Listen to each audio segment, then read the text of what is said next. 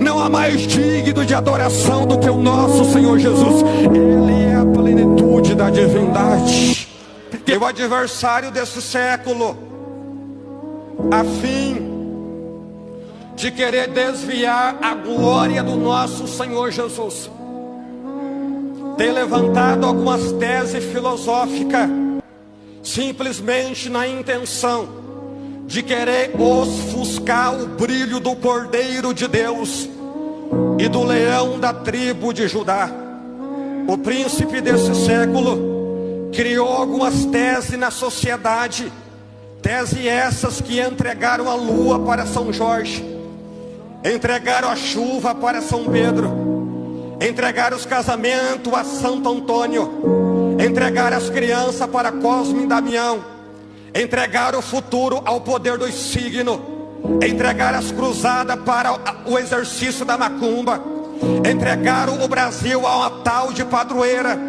Só que o nosso Jesus está à destra do Pai dizendo: eu não entreguei nada a ninguém, eu ainda continuo sendo tudo, de todas as coisas.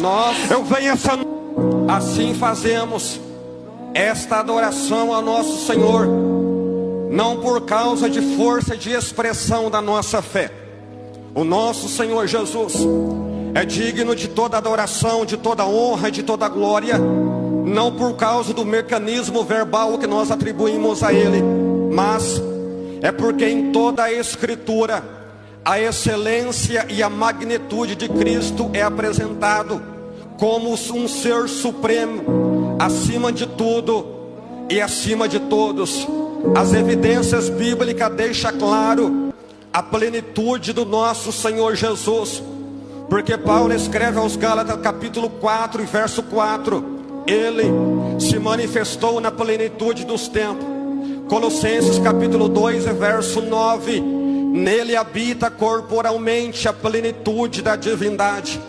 Colossenses capítulo 2 e verso 10: ele é o cabeça de toda a potestade. Colossenses capítulo 2 e verso 14: é ele que pegou a cédula ao contrário a nós e cravou essa cédula na cruz. Colossenses capítulo 2 e verso 15: é ele que despojou e triunfou sobre todo o principado e sobre toda a potestade. Efésios capítulo 4 versículo 8: é ele que levou consigo o cativeiro e trouxe dons aos homens. 1 Coríntios capítulo 15 verso 27: foi ele que sujeitou todas as coisas debaixo dos seus pés.